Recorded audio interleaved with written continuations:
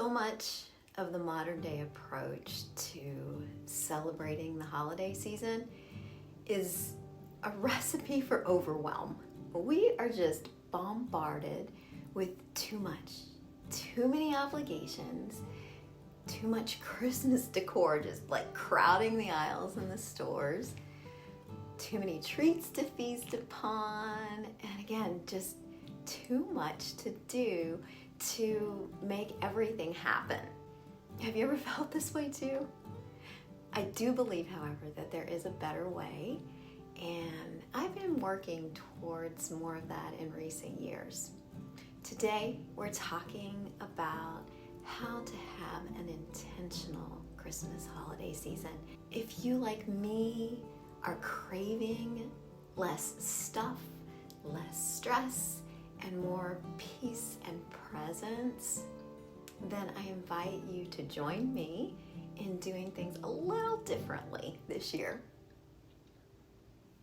And I'm not saying you have to cut everything out and be all bah humbug, but if you begin to think now about what a perfect holiday season could look like to you before the hustle kicks in, then you can plan to do things in a way that will really set the tone for a holiday season that more aligns with what really matters to you. So today I'll share with you some of the ways that I've been successful in the past few Christmas seasons with being more intentional, and also how I will be striving to do so again this year as well. I'd also very much love to hear all of your ideas for this as well in the comments. That would be fantastic. I think a great place to start is probably with traditions. The way that you and your family celebrate the holidays it's pretty likely they're tied to a number of traditions. And while I think traditions are wonderful, I think what we have to remember is we don't have to follow them every year or necessarily keep following them at all.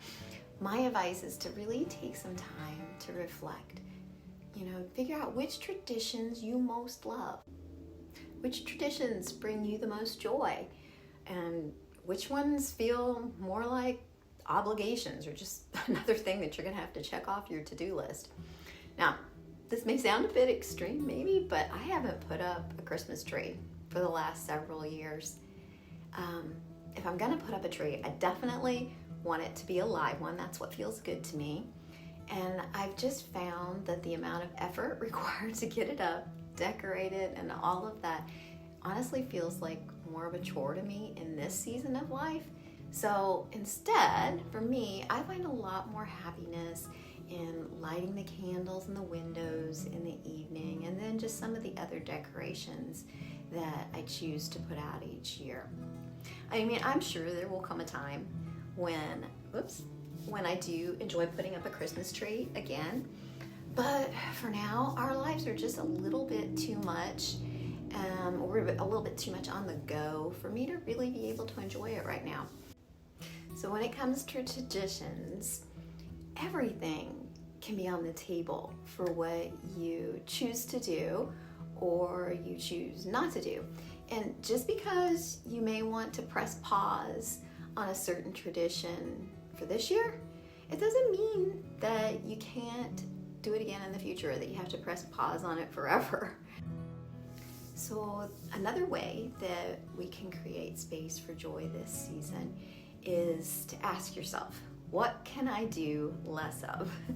Maybe it's simplifying your gift list, or scaling back on some holiday parties that you would normally go to, or just really choosing not to overcommit.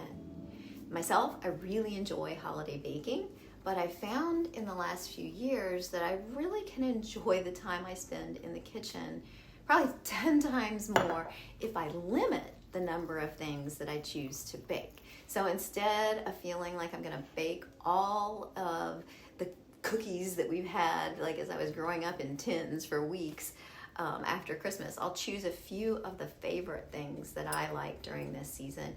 And then I can really savor and enjoy the time that I'm making those, as well as the time that I'm indulging in them as well.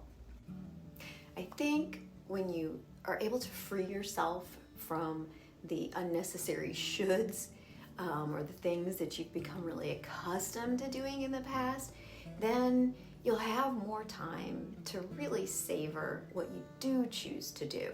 So after you've opened yourself up to having more space on your calendar by choosing to be more intentional with what you're going to do, the next suggestion I have is to challenge yourself to be more fully present for more moments during this season. So what that could look like is before attending a holiday gathering, maybe making an intention ahead of time to really slow down and listen. Be curious about what's going on in the people's lives that you're talking to.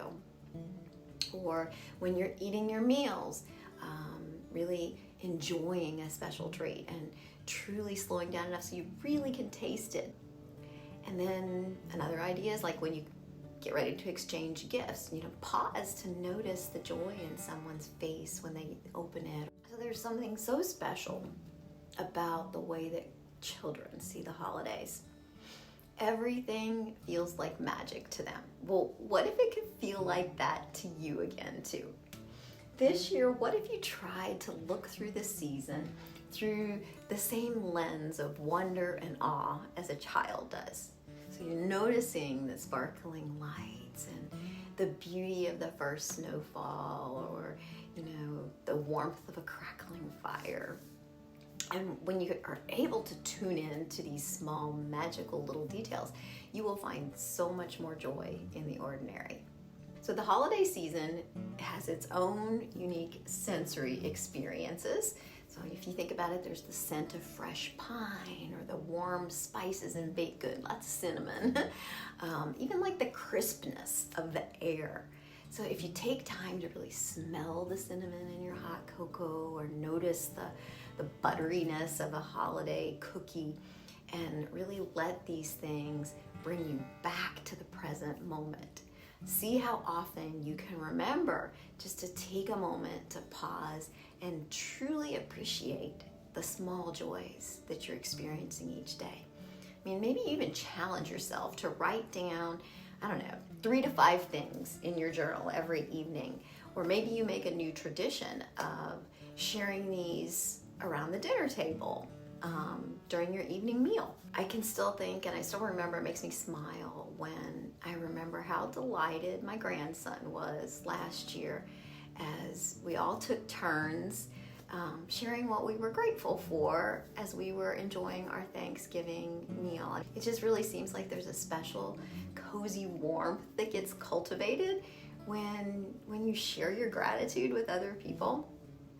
And that kind of brings me to my last suggestion here too, is to really try to make this a season for cultivating gratitude. This Thanksgiving, even though it's just going to be Kurt and I at the Thanksgiving table for ourselves, I think I'll still suggest that we take a few moments to share what we're grateful for right now. And I've been thinking, like, how can I keep this backdrop of gratitude really going during this season? I mean, even more so than others. I was thinking maybe I will write a few thank you cards to people that light up my days. I'll definitely be writing things down that I'm grateful for in my journal, but I do that anyway.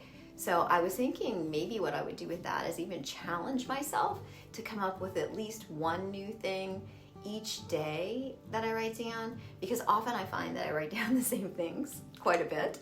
But I'm thinking that if I challenge myself to think of new things, then it will really require me to pay more attention to the things that I am appreciating during my days. So as we wrap up here, I would really love to know which one of these ideas you like the best. And again, I'd really love to hear your ideas on this topic as well. Let's see how much we can slow down this season and make the Christmas season truly intentional this year. If you've enjoyed this video, don't forget to like, subscribe, and to share it with a friend who might need some holiday inspiration as well. Thank you so much. I'm so grateful for you. So thank you so much for watching, and I will see you next week.